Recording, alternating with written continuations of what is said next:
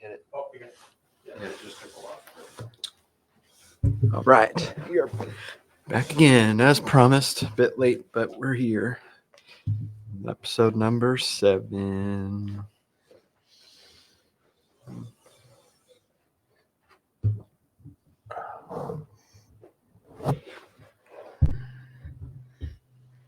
All right. Oh, okay. All right. Yep. I just said we're back for episode 7 of the podcast once again. Okay. So Got a very interesting week so far. It was a very busy day today. Mm-hmm. All right. Dad's got to figure out his settings again. Yeah, I've got to keep this one in because both of our teams play. Mine's playing right now. Yours is playing in now as well. That's Jari starting tonight. Okay. Stu is starting tonight. Oh boy. Here we go. All right. All right. So welcome to the Best Boys Center Ice podcast. It's episode 7. And before we get going, of course, this father-son team, Barry, Besse, my handsome son, Carson, who is the brains of the outfit, probably without, in my opinion, the best analyst of hockey that is going out there in professional or everything. I'd like to give a shout out to Shemai Reed and the Refocused Radio Network that we are on, along with Rudy Campos and Sweep the League. Rudy's got a great show. It's all sports. It's all sports all the time, except for hockey, but we're getting him better about it. So we take that lead. So you can check the Refocused Radio network out. I am refocusedradio.com. Our podcast tonight, of course, is live on Facebook, but it will also be available on the Refocused Radio Network through our YouTube channel, the Best Boys Center Ice Podcast, and on Spreaker tomorrow, the Best Boys Center Ice Podcast. And, of course, you can catch us post-game tonight for both of us on TikTok. But, Carson, tonight we had an interesting day, and we'll get to the NHL very stuff. Busy. A very busy day in the NHL, but as we always do, we start. I think we should start with you this time, though, because I feel like after last week, well, it wasn't very good for us. I think there's a lot more buzz around you guys and not being 100%. Yes. So we're going to start the week that was for the Edmonton Oilers. When you look at it, from the week since we were last on the air, the Oilers went 2-1-1, so they got points in 4 of 5 games. They last Tuesday, the Islanders, they won in overtime. The big game Thursday, of course, was against Nashville with a 3-2 win by the Oilers in overtime. Connor McDavid scored his 1,000th career point in that game on a 3-point effort, including assist on, and it's so funny because his 1,000th point was a goal. It wasn't an assist. It was a beautiful goal set up by Leon Draisaitl. And then past Saturday, I lost in Toronto in overtime. That was a tough one, 4-3. And then last night was really a stinker. It was a stinker for the Oilers, big time. And I'll talk about that. 3-0 in all the games besides Montreal. The Oilers had a lead in the third period and gave it up. They got lucky with the 2 overtime wins and got a point in Toronto. But that is a concern. Yes. It's a big concern, especially the way that they gave them up, because they gave them up on defensive mistakes. And I am calling out Evan Bouchard tonight. And he's been shaky, to say the least, the first 15, 16 games of the regular season. And Carson sent me a text a couple of days ago saying, what? They should bench him, get him off for a game or two, let him reset himself, because he is not right. And he keeps, you know what? Losses don't fall on one person. Obviously, it's a winning effort, by the team, winning or losing. But his mistakes have really cost him the games. If you look at the biggest one that honestly stands out to me the most out of them all, you can look at the tying goal in Toronto off McDavid's butt pretty much, and right to Nyes, I think, who scored out. The one that really got me was that 3-2 goal, the McMahon goal. Yep. He stopped, like completely stopped. He stopped skating. Like, he was closer. McMahon's here. Bush is like, you can't see, but okay, you can't really see, I guess. Bush here. Puck is right in front of him. McMahon's way over here.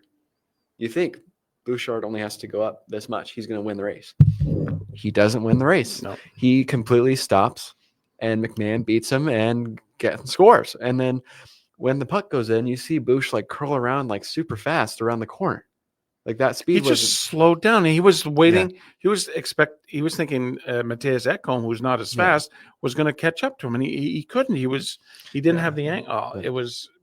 And then there was the game that he just gave the puck away in his own zone. Was that the Montreal game? Yeah, and it was. And that was a late one too. That was like 20, 30 seconds left in the period. Yeah, and and Bouchard last year had a phenomenal year. We were both expecting him to have the same. And this at the end, this is his contract year. He's looking for an extension. The way he's playing right now, he's not going to get big money. He's not going to get big money. And I don't know if the Oilers would keep him. If they would keep him, they'd keep him for a lot less. I definitely think you keep him, but he's got to work stuff out. He's definitely capable. One person I think I want to personally call out a little bit, and I mean, it's nothing too drastic, but definitely Stu. Like these goals he's letting in is like the one last night, the 2-0 goal against Montreal. There's no angle. No. He's way off the dot, and he just that wasn't Stu. That was Pick. But it was still Pickard. Yeah. But even like the leads, third period. Yep. Hold it, and he can't. But I mean, even reading through stuff, they talk about the goaltending situation for the Four Nations tournament. God, everybody's just blasting on Stu like he doesn't need to be in the league. He needs to be in the AHL. He's horrible. He's not good. No, he's not. He's just going through something, and I don't know what it is. And maybe I still am a firm believer in. I'm more confident when Calvin Pickard's in the back, in the net. He's had his struggles too, but every goaltender has. I'm more confident with Calvin Pickard. You wonder how long the Oilers are wanting to put up with Stu's shenanigans. Yeah, I think you do you look for a goaltender?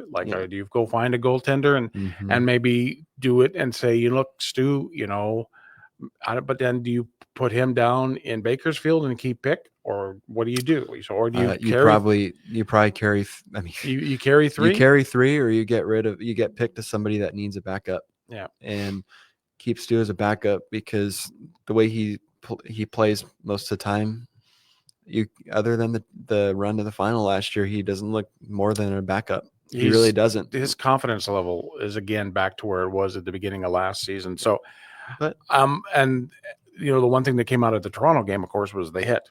Oh yeah, Ryan Reeves on Darnell Nurse, and I looked at that thing live, and I looked at that thing over and over and over again the last few days, and I've mentioned it on my post games, and I've mentioned it on Facebook that Ryan Reeves is nothing more than a goon, and he's a player that just not really care about other players' safety, and that was a targeted hit to the head because he sped up. And it's not like he was trying to go shoulder to chest on Darnell. He went shoulder right to the head. And you're talking about one of the, we have our issues with Nurse, but he's one of the toughest players in the NHL. And his neck went around like it was almost going to go off of his head. 5 games to me is, I guess, what the league felt was 5-game suspension. But Nurses might be out up to 10 days. And who knows how effective he's going to be when he comes. And he was playing some of the better hockey of the backliners for the Oilers. I think Ryan Reeves is just a waste of space, a waste of an NHL contract. I don't care where he plays. There's one thing of being a tough guy. You go back to the tough guys of the NHL like Dave Schultz and Dave Semenko and Bob Probert. All these guys were tough because they were going fisticuffs, but they never, ever went for the dirty hit. And the weird, well, not the weird thing, but when he plays the right way, he's actually effective. He's a big presence in front of the net, and he's physical. He's going to lay a hit. He's an effective player if he plays the right way, but not doing stuff like that. Because there was no need for that hit. He could have bumped him off. Yep. Because he still had the puck. Yep. He could have given him a solid check, and it would have been legal. But if he would have just hit him like shoulder to like chest or whatever, legal hit because Nurse had the puck, but not. And last year in the playoffs for the Rangers, Truba. Oh yeah, that was when bad. he made it, that was when he tried elbowing him in the face. Guys like that and plays like that do not belong. And they say take fighting out of the NHL. If you take fighting out of the NHL, you're going to see more garbage, crap like what happened Saturday night. Just a couple more things. The power play and the penalty kill is the bugaboo right now for the Oilers. They went 0 for last night. They're starting to get some goals on the power play. Their PK is actually playing a little bit better as of late. But that's a concern because that's what rode them. That was a bread and butter for this team. To Stanley Cup. Yeah, I mean they had finals. a near 90% penalty kill. Yeah. And then they number 1, number 2. So, and I still think that there needs to be a shuffle on that first power play line. I'm really worried about, I'm not worried that they're going to make it in the playoffs, but I'm worried about that there may be too many big guys on the team. I think at this point of the year right now, I think you miss having guys like Holloway and McLeod on the team because they're not big name guys. They're not going to go out and score a lot of goals, but they're going to be effective. And I think sometimes front loading the team might not be a very good idea. Obviously, it's giving them the best chance they can to win, but I don't know. I think at this point in the year, you miss guys like that can be effective and not be on the score sheet. Some of these guys, I feel like, or if they're not on the score sheet, you hardly notice that they're there. Yeah. And that's excluding basically McDavid, Draisaitl. Out of all of them, really, Arvidsson's looked really good when he's been playing, but it's like when I've watched the games, for me, I haven't noticed Jeff Skinner too much unless he scores. Jeff Skinner played well in the first 5 games of the season, and then he's kind of been – and I've heard that there's rumors that they may be wanting I feel like they might flip people. I mean, it's a long season, and I mean, y'all are in a better – but they did claim Kapanen off of waivers from St. Louis. So that's a player where he's maybe not very well known. He's a bottom 6 guy. He's a bottom 6 guy. 85 goals, 124 assists, 209 points in 470 NHL when he played, because he played in Pittsburgh for 3 years, or you either got one of two. You got the Cappy that could blow you away with speed and just be so effective on the line, or you get the Cappy that didn't would be too fast for his own good. I think he'd be a good bottom guy, maybe a third or like a fourth liner for his speed, but we'll see where he fits. I want to shout out to Charity is watching us tonight. Charity used to co-worker of mine over at WAI Radio. Mitch Otto is watching. Orlando Garza, Miles Jacoby. Thank you very much for joining us tonight. Before we get to Pittsburgh, Bouchard scored. Oh, Evan Bouchard. Okay, so the Oilers are up 1-0. They're playing in Ottawa right now. 0-0 for the Pens and the Lightning. Yes. Edmonton and Ottawa as we speak, then at home to Minnesota. That's going to be a good game. Yes. I'm very interested in seeing Minnesota. I haven't seen Minnesota play very much. They've been but they're right up there in the Central, and I think they're like 11 wins, I think. So I'd be interested to see if it's going to be Fleury or if it's going to be Gustafsson. Oh, probably Gus, I think, but I would love to see Fleury play because that's going to be one of his last time in Edmonton. And then that's against Minnesota at home Thursday. Then they go play the Rangers at home on Saturday, and then they don't play until the 29th, Friday, in their first trip to Utah to take on the Utah Hockey Club. So that's what the Oilers, as Carson just mentioned, the Oilers are up 1-0 in Ottawa early in that game, and now to the Pittsburgh Penguins. And I'm just going to say at the start, the Penguins still need to do something, whether it's coaching, whether it's a trade, something or another, because they don't want to waste this window they have with the 3 big guys. No, and they did not have a very good week at all. They were 1-1 in a week that they should have probably been at least 2-0-1. They played 3 games. They played Wednesday against Detroit at home. Then they traveled to Columbus and played them on Friday night. And then they wrap up the back-to-back on Saturday at home against San Jose. The Detroit game was not a very good game. I mean, they started so slow, and, you thought after the thumping they got from Dallas, and then with Eller getting traded, you think that you're going to see this just an explosion of this team, and you didn't. They were so flat until the second. Detroit scored the first 2 goals in the second period, and then we tied the game, so I'm glad we got the point in that game. We lose in overtime.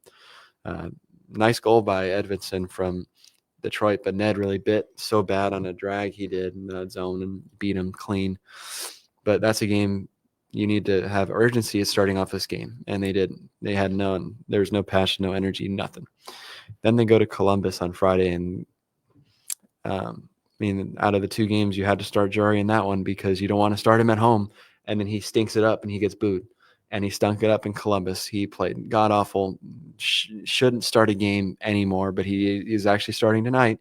But he shouldn't start a game. Mm-hmm. He wasn't ready.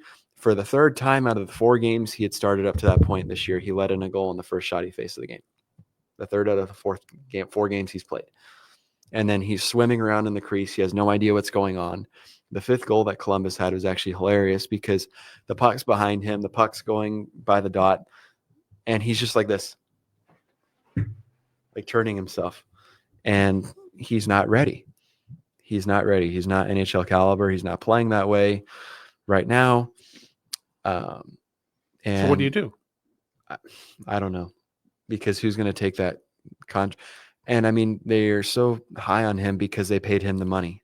I don't care. You paid him the money. He's not playing an NHL caliber game. He's not. I don't know what you do. It's good that they put Blomqvist back to the Wilkes-Barre, let him develop and play a lot of games there because he should be playing. He's a great goalie, but I don't know how many times you let Jarry really get away with this stuff before you do something. Like I said last time, upper management isn't doing anything to help this team out. They're letting them just flop around and see what kind of happens. And if they put together a good season, they do. And if they don't, they don't. It doesn't matter. That's what it's kind of been shaping up to be. But yeah, they lose 6-2 in Columbus, an awful game. And then they go home to play San Jose on Saturday and thank God win. But they blow a 3-0 lead. So out of the 20 games up to this point they've played, I think 8 games they've had a multi-goal lead vanish in the game. That's a big problem. Mm-hmm. That's a lot of points you throw away. Yep. Even if you lose 2 or so of those games, you win 6 of them or make it to extra time.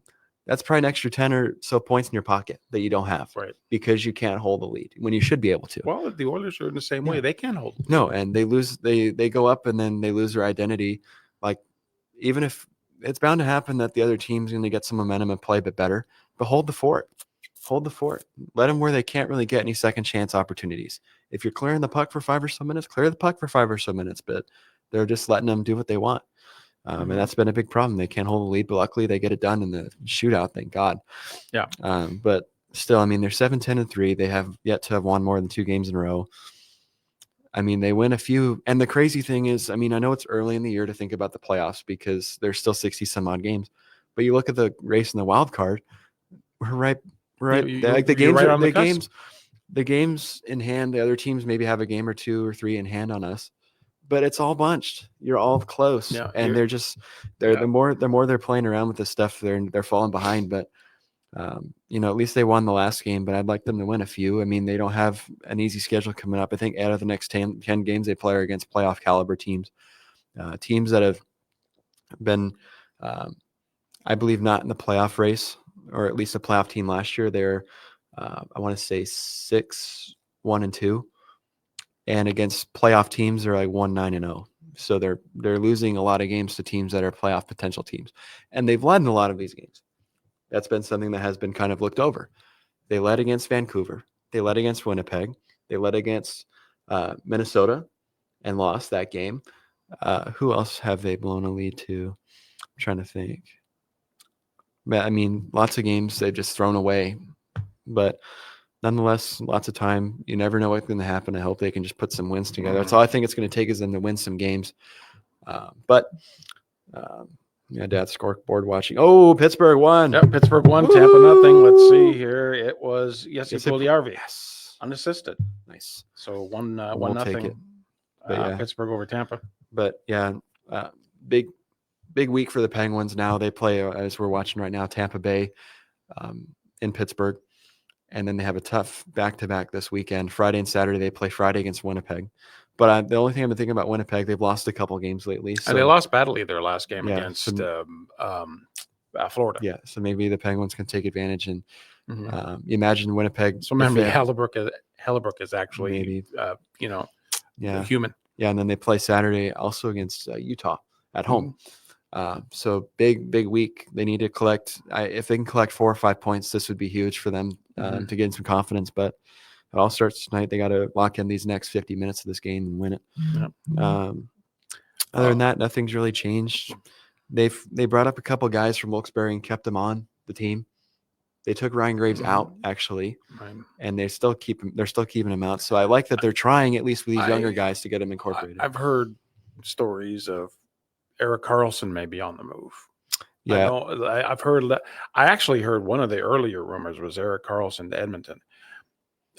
What do you think about them? Kind of if they're going to trade people, is that one of the guys that are trade bait? No, because his cap hit's really high, but I don't want him to leave. I don't think what people don't understand is when he's able to play his offensive game, he's a very unique player.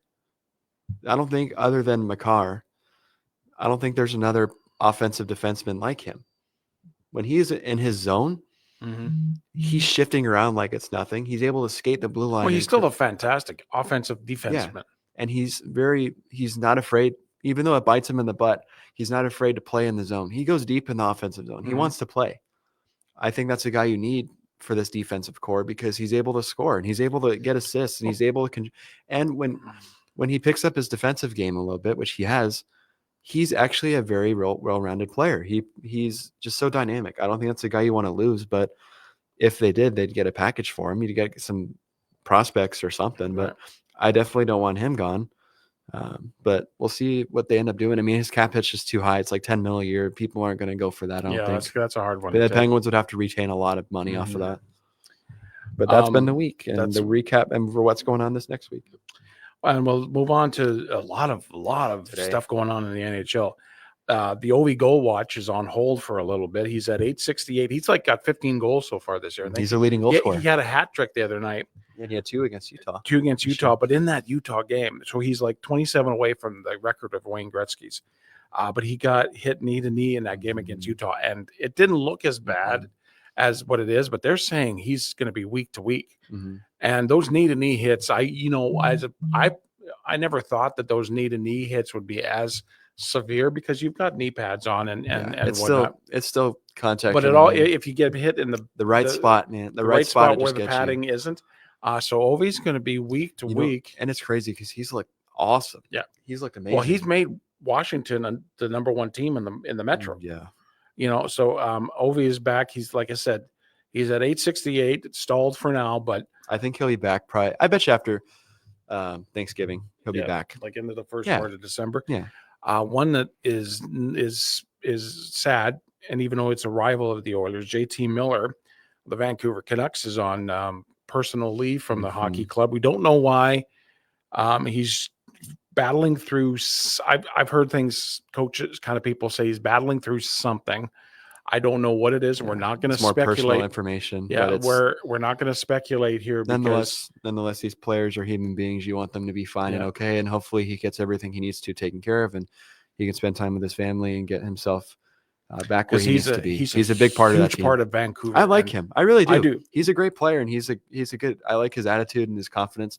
He's a great player when he's at his best, but the most important thing is taking care of yourself. So hopefully he takes this time to just do what he needs to do, be with his family, do whatever he needs to do to reset and help a Vancouver team that's going to be very much in the thick of it to have a good run. And I think, Vancouver's really been going up the standings. I think they're they're in third right now, just ahead of Calgary and Edmonton. Did you see that Matthews is in Munich for his treatment? I don't know what the funny thing with all that, this reminds me of when he got in the playoffs. Nobody knew what happened to him. No. Nobody knows what's going on with him, but he's in Munich, Germany, getting treatment for whatever this injury is that he's been out for like 2.5 weeks. Yeah. And nobody knows what's going on. There's no timeline what's going on with him. But very interesting here as you look at that. The Boston Bruins made a coaching change today. The first team to make one this season. It's kind of as deeper than it was last year. They fire Jim Montgomery and replace him with Joe Sacco, their interim coach. Jim Montgomery, crazy to think about it, less than 2 years ago led the Bruins to the best record in the NHL regular season history. And less than 2 years later, he's fired. Yeah. Now, I told Dad, good on the Bruins because they're doing something about it. Is it an overreaction? Maybe, because they're not in the worst spot, but you've got to make a change, and they're bold enough to try anything. And you know what? Good for the Bruins. I mean, I don't like the Bruins, but I hope it works out for them, because this is more personal for me, but it throws a little bit of a dagger for the Penguins. Look at what they're doing. And if it works for them, look, see, like a new voice does something to the team, and there's something about the coaching. Well, it looks at the players, and they're like, well, this guy's, we've, great bond with this guy. He's like a parental figure, and now he's out. Like, we're like, what are we doing? We're costing people their jobs at the end of the day. That's what they're doing. They're costing people their jobs. And you reset your focus, and it just gets a new energy in the room, maybe a more positive energy, where they're like, let's go win these games. We're not going out there to not lose. We're going out there to win. Because who knows? Like, sometimes when in cases of players, the coaches lose the players, and if you don't have the players, you can't coach them. So a new, fresh outlook, like what happened to Edmonton last year, what happened to a few teams last year, really turned the season around. I still think as much as Mike Sullivan's done a great job in Pittsburgh, it's been two seasons now where you can point the blame at him for a lot of what's going on. Yeah, he's made a lot of bad decisions. I mean, even like this, not even small things, but he cost the Penguins last year a couple points. I mentioned in one of the games that he, in overtime, puts out like third liners, and the Penguins lose because that's who's on the ice when the other team scores.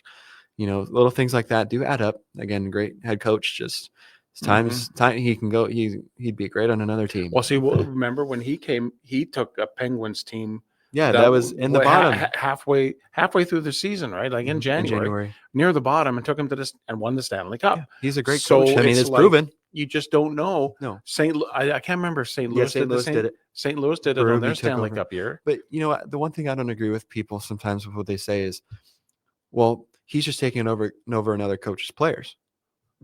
But then what's the difference? Yeah, the coaching. He's bringing a voice, and he's bringing an intensity. And it's just time to reset it. That's all it is. So I like him. I really do. Penguins wouldn't have won those cups without him, but it's time to go at some point. But nonetheless, if the Penguins keep winning games, it's not going to happen. So I'd rather them win than keep losing and losing and losing. Oh, yeah. But you always want your team to just figure it out and turn it around. Yeah. But I mean, I think after this year, if they miss it, you know what? That's enough. Like that is enough. I'm sorry, but do something. You got the last few years of the big guys. Keep them competitive to try to make it. You got to do something to show them that you want to.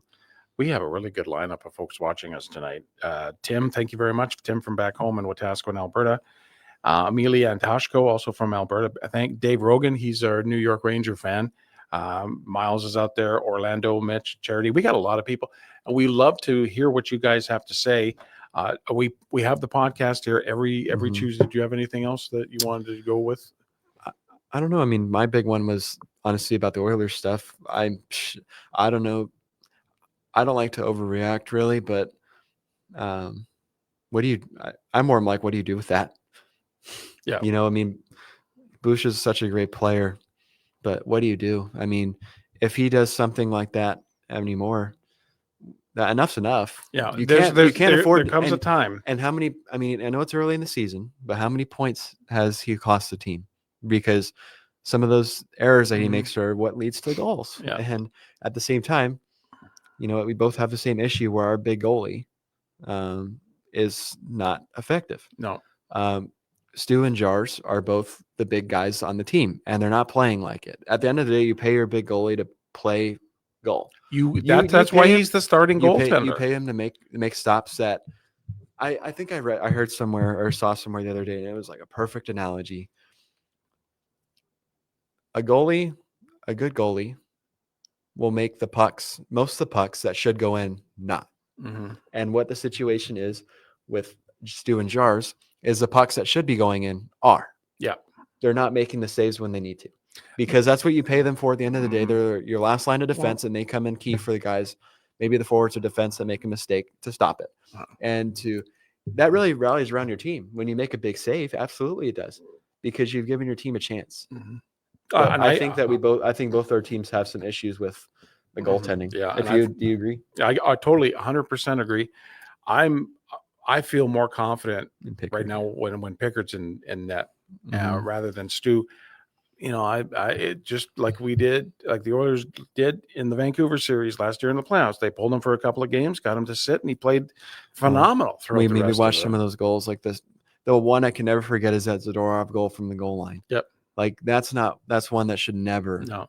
go. So I don't know. Do you make big changes, or you just shake things up I a think little you bit? shake things up. Maybe I don't know. I mean, do you maybe demote Bush to a lower D pair? Maybe Maybe, and just to then shake him up. Be like, look, because dude. I think Kulak Well, up with Ekholm would work. I think if you put him Bush, even though it's probably defensively not a great idea, but I think if you put Bush like Emberson, Mhm. because he's going to have to be the guy on that D pair. And I think when you look at the D pair with him and Ekholm, everybody knows Ekholm defensively is the guy. Yeah. Offensively, it's Bush. But Bush is going to have to be the guy for both. Yeah. So he's going to have to tighten up because he already knows how to play Maybe. offense. That's not a question. It's tightening up defensively. He can do it. But I think if they demote him to like a third pair and let him lead Emberson and show him how to do it and be that guy, that might reset him a little bit because he's definitely a good player. He just needs to get out of this turnover funk because that's all it's been is him just turning it over. Just mental mistakes. And even then, like it washes out the goals. Yeah. Because he's making a lot of mistakes that's costing the Oilers points. Yeah, and that you can't do that. Like last 5 games have been a perfect example of that happening. And what Darnell Nurse coming back hopefully within 10 days. I've been impressed I think with it'll Darnell. be longer than that. I've been impressed with Darnell this year, and maybe that's a guy that you put on with Bouchard or something. But I think I don't know. I feel like Darnell might be like 2 weeks, but yeah, I think Bush definitely needs to be just for a couple games because just to be like, look, dude, like we have the faith in you, but you got to step it up. We trust you to lead him. Yeah, lead him. You got it. Yeah, like you can be the leader that Ekholm is. I think put that confidence in him that we know you can, not you're stinking it up, dude. No, it's like we know you can do it. We've seen you do it. You got it. Just go out there and play like Bush because he's not playing like Bush. No, he's not. Even offensively, you notice like he passes up a lot of opportunities just to like he's firing the puck, but he's getting a lot of his pucks blocked, which he never did last year. So I think you just give him that confidence boost. You got it. And then once he resets himself, put him in Ekholm and they're a dynamic defensive pair. Yeah. Well, we're going to wrap things up for the podcast tonight. And the podcast is going to be available here on Facebook in just a little bit as soon as we stop. And then we're going to be putting it on the Refocused Radio Network with Shemaya Reed tomorrow through the our YouTube channel. And also it'll be on Spreaker.com. You can get us. It's the Best Boy Centerized podcast. And we're here every Tuesday night for the next couple of weeks, right around 6, between 6 and 6:15.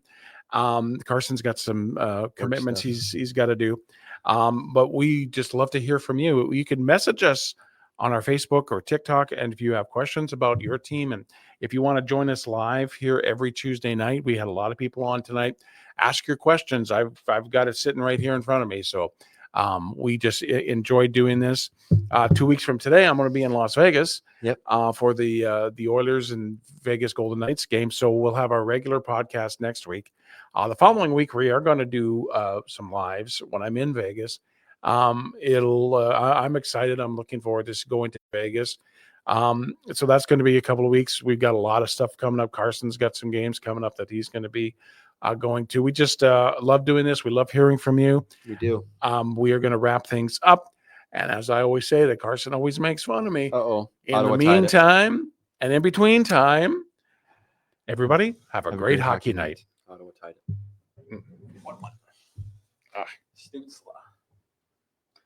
Up to 1. Tampa 0. Pittsburgh 1. That should be pool party.